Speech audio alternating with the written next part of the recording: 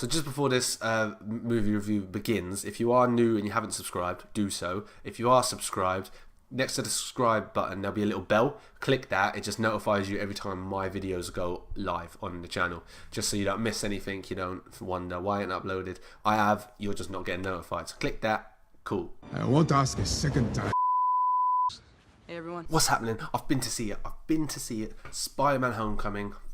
Finally, my patience was wearing thin on seeing this film, but I've seen it. Thank you, Marvel. Just thank you. And thank you, Tom Holland. Thank yous everywhere.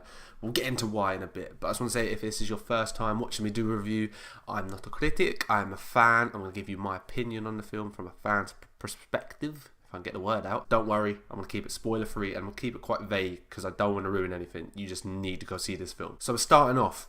Best Spider-Man. He's the best Peter Parker. Yes, Tom Holland is the best Spider-Man in my opinion. He's the best Peter Parker in my opinion, which makes this the best Spider-Man film in my opinion. Second to his own appearance in Captain America. That was the best Spider-Man I've seen, and he's carried it on. It's absolutely perfect. It's so good to see him in the MCU now, rocking about with everyone else. That film, for me, obviously a lot of people say it wasn't perfect, but for me, this is what I want to see. It's what I wanted to see as Spider-Man. It's slightly different than probably what people are used to seeing, but straight out of a comic. It's what we want to see. Back to his roots, back to square one. Let's do it right. Marvel said it, they did it. I'm happy. Firstly, actual Spider-Man, when he's in the suit and actually he's being Spider-Man, the action, loved it. Incredible. The way he moved, the way he actually used the suit. Obviously, Stark built the suit. We saw that in Civil War. We get to learn a bit more about it and what it does in this one, which is cool, and it shows his smarts a bit, because obviously he is really intelligent, but him actually being able to use the suit and actually knowing what to use at what points helps. I know he has a bit of help. You'll see why in the film. And we do have to remember, he's only 15 in this film. He's only had his powers for like less than a year still. So can't expect too much from him, as he's still a kid. He's still learning. He's not even like fully grown as like a human, so his powers ain't fully grown. But yeah, I loved every scene of Spider-Man in the suit, the way he's web swinging, the fighting, the wall crawling. It was just,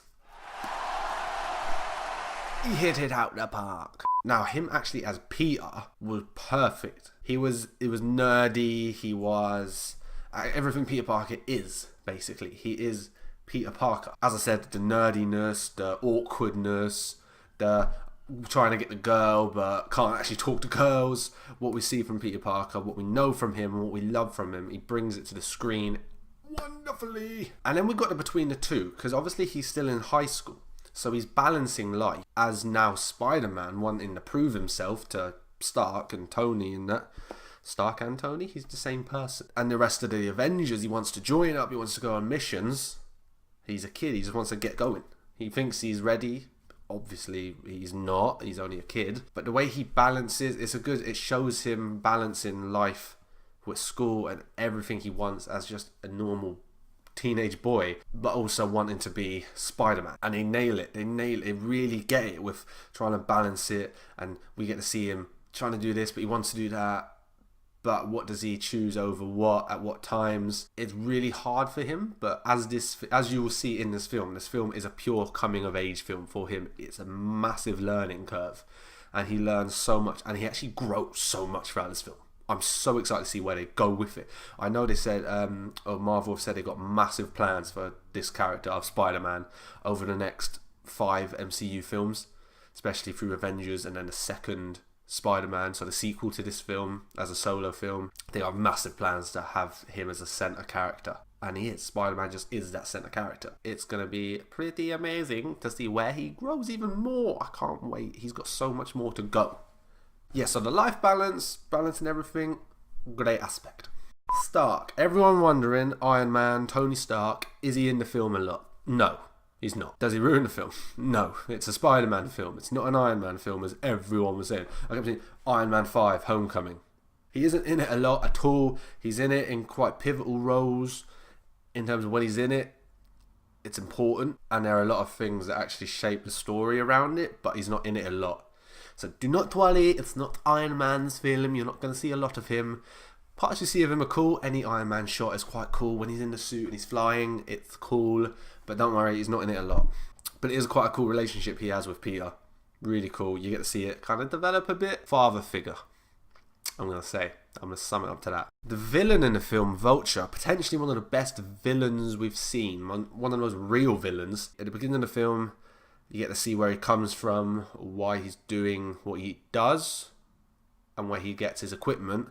But he probably isn't as real as he's a real person. He's just an everyday guy, worker, wants more, goes and gets more. So he's probably quite relatable in a certain way, but he's very menacing, very evil at the same time. Like when he's in the Vulture suit, you hear the noise of like the engines and the jets and everything, and it's quite scary. He is quite scary looking.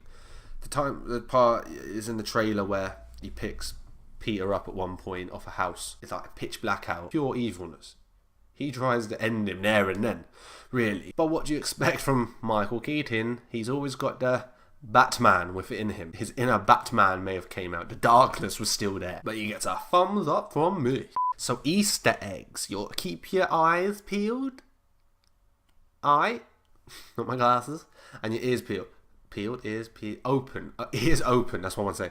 There are a lot of references to certain things in the film and potentially future things in future films. The part I want you to look out for, Happy Hogan.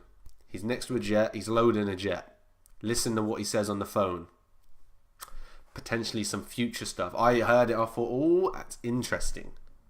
Very interesting. But there are a lot of Easter eggs throughout the film. Lots of references to the other MCU incidents in the other films.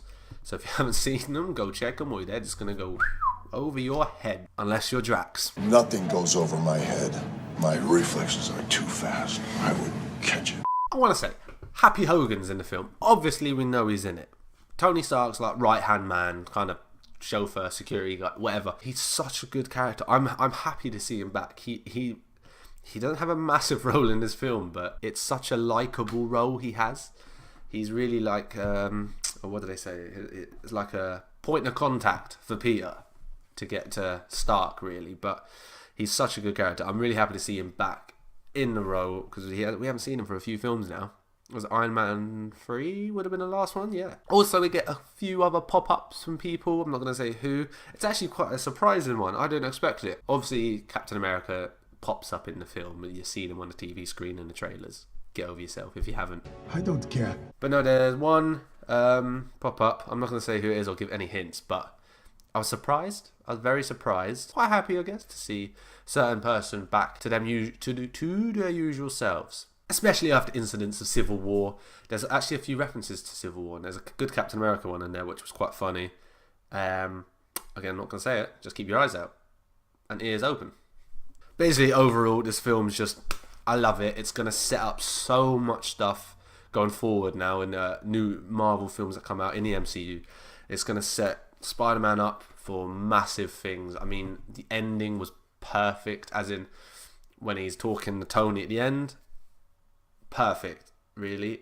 There's an option, but it really showed how mature he came through from the beginning of the film, wanting one thing, to now at the end choosing another thing. I'm not going to say what, but there's something that would have sold me, a really cool thing we get to see.